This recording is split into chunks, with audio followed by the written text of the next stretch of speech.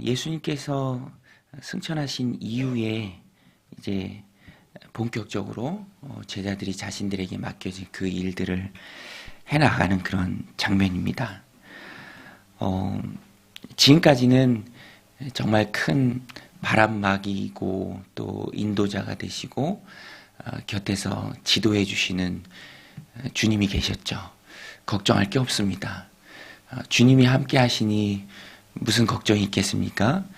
주님께서 다 공급해 주시고 또 이끌어 주시고 또 공격을 막아 주시고 힘 주시니까 제자들에게 있어서는 크게 어려운 일이 없었죠.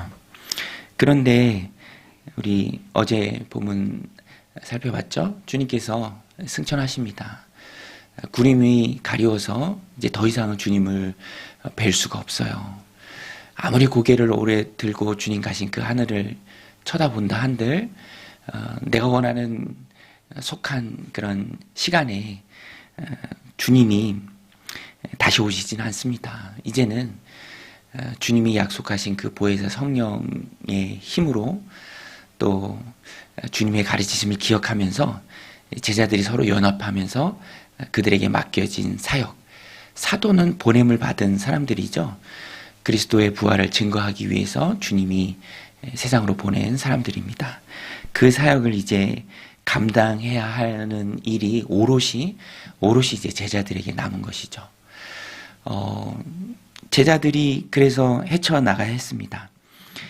어떤 면에서 보면은 굉장히 막막한 일이죠. 제자들만 혼자 남아서 주님 없이 헤쳐나가야 하는 그 일들이 참 쉽지 않았을 것입니다.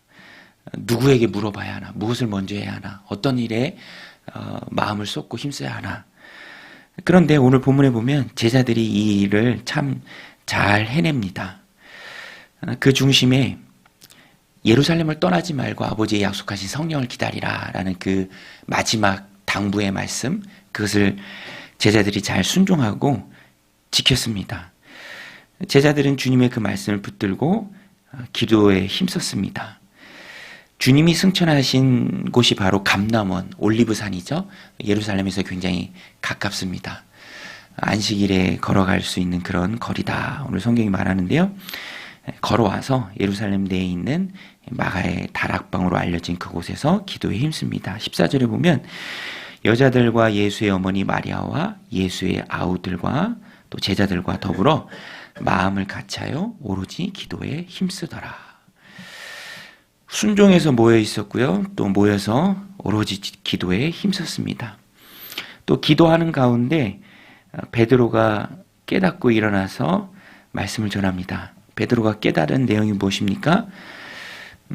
가룟 유다 대신 이 사역, 그리스도의 부활을 증거할, 예수님의 부활을 증거할 사람을 한 명 더 뽑아서 사도의 수에 들게 해야 한다. 이것을 성경을 통해서 해야 할 일로 봤습니다. 가장 우선적으로 해야 할 일이 무엇인가? 사역의 빈자리를 채우는 일이다. 20절에 보면 말씀을 통해서 깨달아야 베드로가 시편에 기록하였으되 그의 거처를 황폐하게 하시며 거기 거하는 자가 없게 하소서 하였고 또 일렀으되 그의 직분을 타인이 취하게 하소서 하였도다. 22절에도 이런 결론에 도달합니다. 항상 우리와 함께 다니던 사람 중에 하나를 세워 우리와 더불어 예수께서 부활하심을 증언할 사람이 되게 하여야 하리라 하거늘. 빈자리를 채우는 일을 가장 우선적으로 해야 할 일로 봤습니다. 말씀을 통해서 이것을 깨달아요. 그래서 오늘 본문의 말씀을 보면은 예수님 없이 첫 번째로 맞닥뜨린 그들의 사역 가운데 제자들은 이것을 잘 감당해냅니다. 예수님 말씀 붙들고 예루살렘을 떠나지 않고 모여 기도에 힘쓰면서 또 말씀 가운데 우선적으로 해야 할 일을 깨닫고 또 그것을 실행합니다. 오늘 말씀 보면 24절에 그들이 기도하이르되 무사람의 마음을 아시는 주여 이 두 사람 중에 누가 주님께 택하신 바 되어 봉사 및 사도의 직무를 대신할 자인지 보이시옵소서. 유다는 이 직무를 버리고 제 곳으로 갔나이다 하고 26절에 제비 뽑아 마띠아를 얻으니 그가 11사도의 수에 들어가니라. 예, 참 잘 감당하죠. 주님 없이도 제자들이 그들에게 맡겨진 사역을 감당합니다. 그리고 그 중심에 기도가 있었고요. 모여 기도하는 것이 있었고요. 또 말씀이 있었습니다. 또 베드로가 그 말씀을 깨닫고 또 지도자가 되어서 나머지 제자들에게 잘 말해줍니다. 그리고 마지막 결정하는 순간에도 그 결정을 주님께 맡기죠. 제비 뽑습니다. 제비 뽑는다는 그 자체가 중요한 것이 아니라 제비 뽑는 그 과정이 주님께 맡기는 것이기 때문에 그것을 하기 전에 열심히 주님께 맡기는 그 기도, 그것이 가능하게 한 것이죠.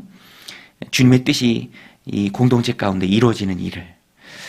그래서 말씀이라는 그 뼈가 튼튼하고 그 튼튼한 뼈를 둘러싸는 기도의 근육이 있을 때 우리에게 맡겨진 그 사명을 사도들이 잘 감당했던 것처럼 오늘 우리에게 맡겨진 그 사명도 우리가 잘 감당할 수 있습니다.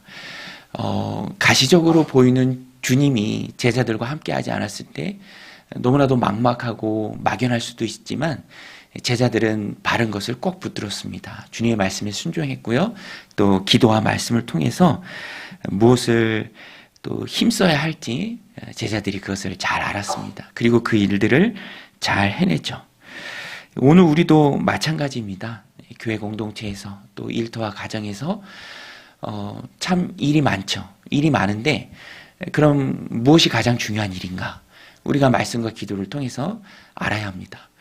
일이 많은데 무엇에 우리가 힘써야 하는가? 그것도 말씀과 기도를 통해서 우리가 깨달아야 합니다. 결국 말씀과 기도가 있을 때 신실하게 주님 맡겨주신 사역을 우리가 가정에서 또 공동체에서 오늘 일터에서 우리가 힘있게 감당할 수 있다라는 것입니다. 오늘도 그래서 하루를 시작하는 이 아침에 이 새벽에 우리가 기도의 자리에 나온 것이죠.